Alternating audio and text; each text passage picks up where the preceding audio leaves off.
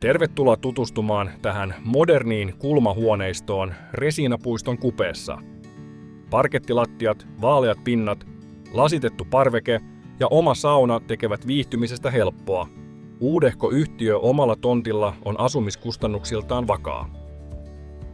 Tämä tilaava koti sopii erinomaisesti niin perheille kuin pariskunnille.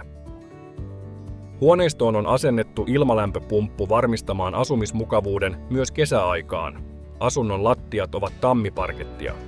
Eteisen ja vaatehuoneen säilytysjärjestelmät on mietitty toimiviksi ja arkea helpottaviksi.